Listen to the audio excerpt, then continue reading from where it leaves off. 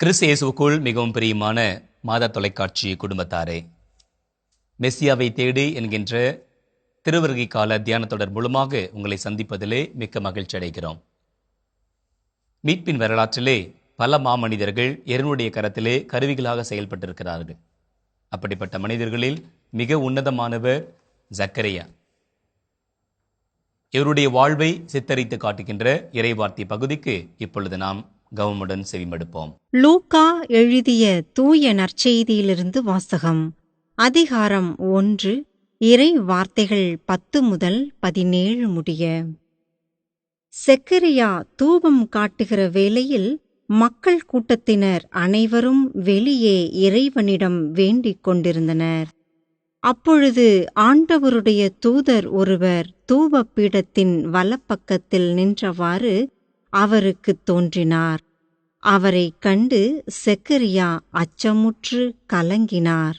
வானதூதர் அவரை நோக்கி, செக்கரியா, அஞ்சாதீர், உமது மன்றாட்டு கேட்கப்பட்டது. உம் மனைவி எலிசபெத்து உமக்கு ஒரு மகனை பெற்றெடுப்பார். அவருக்கு யோவான் என பெயரிடுவீர். நீர் மகிழ்ந்து பேறுவகை கொள்வீர். அவரது பிறப்பால் பலரும் மகிழ்ச்சியடைவர். அவர் ஆண்டவர் பார்வையில் பெரியவராய் இருப்பார். திராட்சை மதுவோ வேறு எந்த மதுவோ அருந்தமாட்டார். தாய் வயிற்றில் இருக்கும்போதே தூய ஆவியால் முற்றிலும் ஆட்கொள்ளப்படுவார். அவர் இஸ்ரேல் மக்களுள் பலரை தம் கடவுளாகிய ஆண்டவரிடம் திரும்பி வர செய்வார். எலியாவின் உளப்பாங்கையும் வல்லமையையும் உடையவராய் அவருக்கு முன் செல்வார். தந்தையரும் மக்களும் உளம் ஒத்துப்போக செய்வார். நேர்மையாளர்களின் மனநிலையை கீழ்ப்படியாதவர்கள் பெற செய்வார். இவ்வாறு ஆண்டவருக்கு ஏற்புடைய ஒரு மக்களினத்தை ஆயத்தம் செய்வார் என்றார். குழந்தை பிறப்பின் அறிவிப்பு என்பது ஒரு லிட்ரரி ஃபார்ம், ஒரு இலக்கிய பாணி. அந்த வகையில் பார்க்கும் பொழுது ஆண்டுடைய செய்தி சொல்கிறவருடைய தோற்றத்தினுடைய விளைவு அச்சம், அப்புறம் ஆண்டுடைய செய்தியை தருதல், அப்புறம் அந்த ஆண்டுடைய செய்தியை கேட்ட உடனே அவங்களுக்குள்ள வர்ற சந்தேகம், குழப்பம், இதற்கான ஒரு எதிர் வினா கேட்கறது அல்லது ஒரு அடையாளம் கேட்டல். அடுத்து 5வதாக ஆண்டுடைய வாக்குறுதி, ஆண்டுடைய டிவைன் அஷூரன்ஸ் சொல்லுவாங்க. இந்த 5 பகுதியுமே அது சக்கரியாவுக்கான அறிவிப்பு, சக்கரியாவிடம் கொடுக்கப்பட்ட அறிவிப்பாக இருக்கட்டும், அன்னை மேலால் கொடுக்கப்பட்ட அறிவிப்பாக இருக்கட்டும், இன்ன பிறப்பு அறிவிப்பில் எல்லா இடத்துல இருந்தாலும் இந்த செய்தி இருக்கும். அதே மாதிரி பழைய ஏற்பாட்டில் நம்ம ஈசாக்கு, யாக்கோபு, அப்புறமேட்டு சாமுவேல், இவர்களுக்கெல்லாம் பிறப்பு அறிவிப்புடைய செய்திகள் முன்னறிவிப்பாக சொல்லப்பட்டது. இப்படி எப்படி சொல்லப்படினா, இந்த பிறப்பு அறிவிப்புடைய செய்தி சொல்லப்படுகிறது என்று சொன்னால் அந்த மனிதர் மிக முக்கியமான கதாபாத்திரம், அந்த மனிதர் மீட்பு திட்டத்தில் பெரும் பங்கு ஆற்றப் போகிறார் என்பதற்கு இது ஒரு அடையாளமாக இருந்துச்சு. ஒரு குடும்பம் முதிர்ந்த வயது உள்ளவர் கட்டாயமாக ஒவ்வொரு யூத ஆண்மகனுமே குழந்தை பேற்றுக்காக ஏங்கி தவித்துக் கொண்டிருப்பார்கள். இருந்தாலும் கூட இறைவன் மீது வைத்த நம்பிக்கையிலும் இறைப்பணியை ஆற்றுவதிலும் அவர் கொஞ்சம் கூட தயக்கப்படவில்லை. அந்த சூழல்ல தான் கடவுளின் தூதர் அவருக்கு காட்சி தருகின்றார். இப்ப நீங்க சொன்ன எல்லா காரியங்களையும் அப்படியே நம்ம அங்க பாக்குறோம். இவருடைய விசுவாசம், இவருடைய நம்பிக்கை, இறைவனுடைய இரக்கம் இவருக்கு கிடைக்கின்றது. அதனாலதான் வாக்குறுதி கொடுக்கப்படுகின்றது. அந்த வாக்குறுதியை கேட்ட உடனே அவர் சந்தோஷப்படல அல்லது உடனே எஸ் சொல்லல. இயல்பா இயற்கையா வயதான சூழல்ல ஒரு குழந்தை பிறப்புக்கு சாத்தியமே இல்லை என்கின்ற உண்மையைதான், நிதர்சன உண்மையை அவர் அங்கே பதிவு செய்கின்றார். முதிர் வயதுல குழந்தை பிறப்பது என்பது கடவுளால் இயலாத காரியமே கிடையாது. அதுவும் ஒரு நார்மல் திங். 8 வருடம், 10 வருடம், 12 வருடம், 15 வருடம் கழித்து கூட குழந்தை பிறக்கிறத நம்ம பார்க்கிறோம். அந்த வகையில் பார்க்கும் பொழுது முதிர் வயதில் குழந்தை பிறக்கிறது ஒரு பெரிய அதிசயம் கிடையாது. அது நடக்குமா நடக்காதான்ற ஆண்டுடைய வார்த்தையை, ஆண்டுடைய தூதரின் வார்த்தையை நீ நம்பவில்லை என்ற ஒரு சாடலையும் சக்கரியா பெற்றுக்கொள்கிறார். ஆனால் அதே சமயத்தில் மாதாவும் கேட்கிறாங்க, அன்னை மரியாளும் கேட்கிறாங்க, இது எங்கனமாகும், நான் கன்னி ஆயிற்றே என்று சொல்லி கேள்வி கேட்கிறாங்க. அங்க அவங்க கேட்கறது விளக்கம் கேட்கிறாங்களே ஒழிய நம்பாம கேட்கல என்று திருச்சியுடைய திருத்தந்தையர்கள் விளக்கம் சொல்கிறார்கள். இங்க ஒரு நம்பாம கேட்கிறாரு, அங்க அவங்க விளக்கம் கேட்கிறாங்க.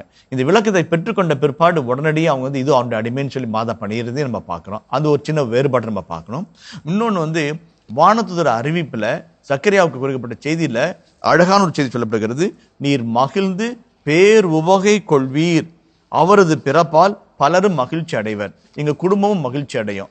இந்த திருவருகை காலத்துல மிக முக்கியமான ஒரு கருத்து என்னன்னாக்க மகிழ்ச்சியா இருக்கணும். சாமி நம்மளோட இருக்கிறார், நம்ம கூட வராரு, நம்மளை பலப்படுத்துறார். அவர் இருக்கும்போது நம்ம எது கலங்கணும்னு சொல்லிட்டு நிறைய சமயத்தில் நம்முடைய பதட்டமான உணர்வு, பயம் உணர்வு, வீண் கவலை, வீண் அச்சம் நம்மளை வாட்டி வதைக்கும் பொழுது இந்த மகிழ்ச்சி காணாமல் போயிடுது.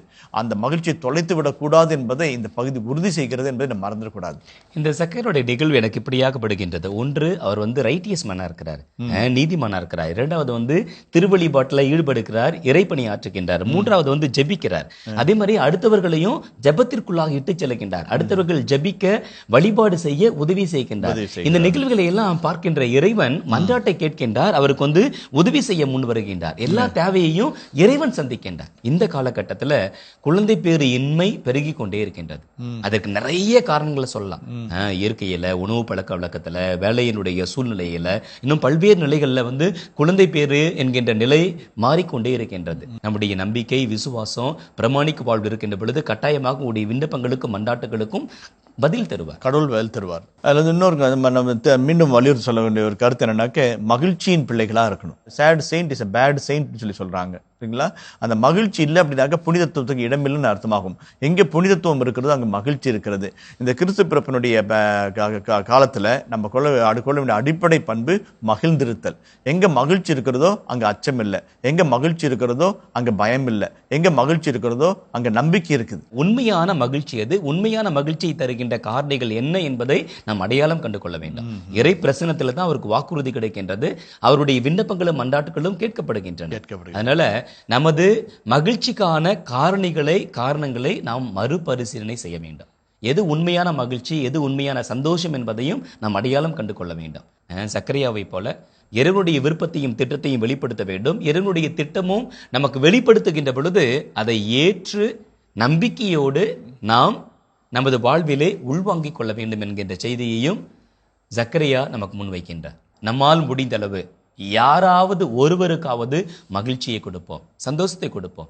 நம்முடைய ஆறுதலான வார்த்தைகளின் மூலமாக, சிறு சிறு கிஃப்டின் மூலமாக, உதவிகளின் மூலமாக அடுத்தவர்களை மகிழ்ச்சிப்படுத்துவோம். நீங்களும் நானும் மகிழ்ச்சியின் தூதுவர்களாக இருக்க இணைந்து ஜெபிப்போம். எங்களை என்பாய் நேசிக்கிற நல்ல ஆண்டவரே, நன்றியோடு துதிக்கிறோம் சாமி. சக்கரியா, அஞ்சாதே, உன் மன்றாட்டு கேட்கப்பட்டது என்று ஆண்டவரின் தூதர் அவருக்கு மொழிந்தார். ஆம் ஆண்டவரே, எங்கள் மன்றாட்டை கேட்கிற தேவனாக இருப்பதற்காக நன்றி கூறுகிறோம் சாமி. எங்கள் மன்றாட்டும் திரும்ப வருவதற்காக நன்றி கூறுகிறோம் ஆண்டவரே. சக்கரியாவை போல ஆண்டவரே, நாங்கள் மகிழ்ச்சியின் செய்திகளை பெற்றுக்கொள்ளும் பிள்ளைகளாக இருப்போமாக, மகிழ்ந்து பேருவகை கொள்ளும் பிள்ளைகளாக வாழ்வோமாக. இந்த திருவருகை காலம் மகிழ்ச்சியின் காலம், கிறிஸ்து வருகையின் அண்மையில் இருக்கிறது. ஆகவே மகிழ்ந்து அக்களிப்போம் என்கின்ற இறை வார்த்தையை கேட்டு அக்களிப்பின் பிள்ளைகளாக மாற அருள்வீராக. எங்கள் மகிழ்ச்சி பொருள் சார்ந்த மகிழ்ச்சியாக, பணம் சார்ந்த மகிழ்ச்சியாக, இனம் சார்ந்த மகிழ்ச்சியாக இல்லாமல் உண்மை சார்ந்த மகிழ்ச்சியாக இருக்க நீர் அருள்வீராக. ஆண்டவரே, எல்லாவற்றுக்கும் மேலாய் சக்கரியாவை போல உம்முடைய திருவுளத்தை நாங்கள் சந்தேகப்படாமல் முழுமனதோடு ஏற்று உம்முடைய திருவுளத்திற்கு ஏற்ப ஒத்துழைக்கும் பிள்ளைகளாக வாழ அருள்வீராக. ஒத்துழைப்பதில் தான், திருவுளத்தை ஏற்றுக்கொள்வதில் தான், இறை திட்டத்திற்கு பணிந்து நடப்பதில் தான் எங்களுடைய அர்த்தமுள்ள கிறிஸ்து அடங்கியிருக்கிறது என்பதை நாங்கள் கண்டுகொள்ள அருள்வீராக. என்றும் வாழும் இயேசு வழியாகவே உம்மை மன்றாடுகிறோம். ஆமென். அன்புக்குரியவர்களே, மீண்டும் மெசியாவை தேடி என்கின்ற இந்த தியான தொடர் மூலமாக உங்களை சந்திக்கின்ற வரை உங்களிடமிருந்து அன்போடு விடைபெற்று மகிழ்கின்றோம். இயேசுவுக்கே புகழ், இயேசுவுக்கே நன்றி, மரியே வாழ்க.